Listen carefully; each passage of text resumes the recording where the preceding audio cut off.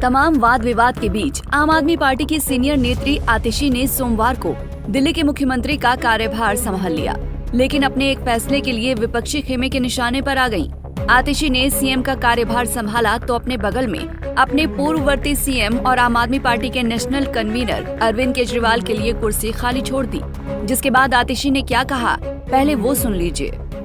आज मेरे मन की वही व्यथा है जो भरत जी की थी जब भगवान श्री राम 14 वर्ष के लिए अयोध्या से वनवास पे गए और भरत जी को अयोध्या का शासन संभालना पड़ा। जिस तरह भरत जी ने 14 साल तक भगवान श्री राम की खड़ाऊ रखकर अयोध्या का शासन संभाला, उसी तरह से आने वाले 4 महीने के लिए मैं दिल्ली सरकार चलाऊंगी। भगवान श्री राम ने अपने पिताजी द्वारा दिए गए एक वचन को निभाने के लिए 14 साल का वनवास स्वीकार किया। इसीलिए हम भगवान श्री राम को मर्यादा पुरुषोत्तम कहते हैं। उनकी जिंदगी हम सब के लिए मर्यादा और नैतिकता की एक मिसाल है। बिल्कुल उसी तरह अरविंद केजरीवाल जी ने इस देश की राजनीति में मर्यादा और नैतिकता की एक मिसाल कायम की है। आम आदमी पार्टी ने भी एक्स पर एक पोस्ट किया और लिखा कि आतिशी ने दिल्ली के 8वें मुख्यमंत्री के रूप में पदभार संभाला है। मुख्यमंत्री आतिशी ने उस कुर्सी को खाली छोड़ा है जिस पर बैठकर अरविंद केजरीवाल दिल्ली वालों की सेवा करते थे।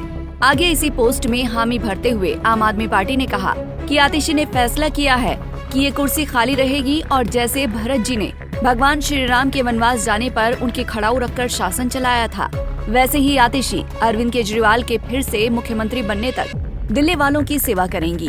तो इधर विपक्ष ने अरविंद केजरीवाल की तुलना मर्यादा पुरुषोत्तम भगवान श्री राम से करने पर आतिशी को जमकर घेरा। आज दिल्ली को अपना नया मनमोहन सिंह मिल गया है। जिस प्रकार से मुख्यमंत्री की चेयर खाली रखी गई, तो दिल्ली वासियों को भी इसी प्रकार से मिसिंग इन एक्शन सीएम ही मिला था।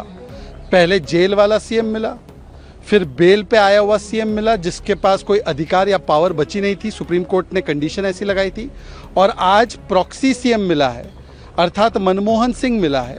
और आज स्पष्ट हो चुका है कि जैसे सोनिया गांधी जी मनमोहन जी की सरकार को पीछे से चलवाती थी, अब कौन चलवाएगा। और दुख की बात यह है कि अपनी तुलना प्रभु श्री राम और भरत से की जा रही है। रामायण का तो पहला पूरा उद्देश्य ये था या मेन पॉइंट ये था कि रघुकुल रीत सदा चली आई, प्राण जाए पर वचन न जाए।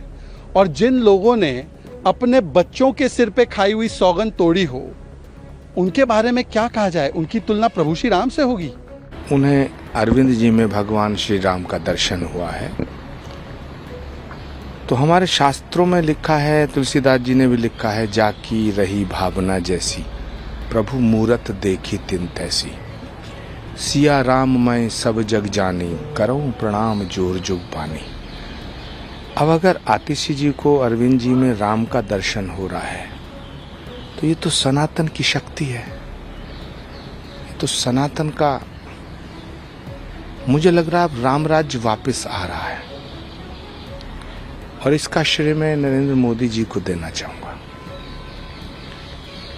जिधर भी दृष्टि पड़े, जिसकी भी पड़े, मैं पूरे विपक्ष को कहना चाहता हूं कि जैसे आतिशी जी को भगवान राम का दर्शन हो रहा है, ऐसे ही सभी पूरा विपक्ष अयोध्या जाकर के रामलला का दर्शन करें। दिल्ली के राजनीतिक जानकारों का मानना है कि बगल में केजरीवाल के लिए कुर्सी खाली रखना आतिशी की तरफ से केजरीवाल के प्रति उनकी निष्ठा की एक बेबाक घोषणा और इशारा थी। शायद इसीलिए आतिशी ने खुद की तुलना महाकाव्य रामायण के भरत से की, जिन्होंने भगवान राम की अनुपस्थिति में उनकी पादुकाओं को सिंहासन पर रखकर शासन किया था। आतिशी ने दिल्ली के 8वें मुख्यमंत्री के रूप में कार्यभार संभाला। ऐसा करने वाली वो सबसे कम उम्र की नेता बन गई हैं। दिल्ली बीजेपी अध्यक्ष वीरेंद्र सचदेवा ने भी आतिशी के उस कदम की कड़ी निंदा की है जिसमें उन्होंने अरविंद केजरीवाल के लिए आरक्षित कुर्सी अपने बगल में रख दी। सचदेवा ने इस कदम को संवैधानिक मानदंडों का उल्लंघन और मुख्यमंत्री कार्यालय का अपमान बताया। आतिशी ने शनिवार को दिल्ली की 8वीं और तीसरी महिला मुख्यमंत्री के रूप में शपथ ली। उनसे पहले कांग्रेस की शीला दीक्षित और बीजेपी की सुषमा स्वराज दिल्ली की मुख्यमंत्री बन चुकी थी। 43 साल की आतिशी दिल्ली की मुख्यमंत्री के रूप में शपथ लेने वाली अब तक की सबसे कम उम्र की महिला हैं।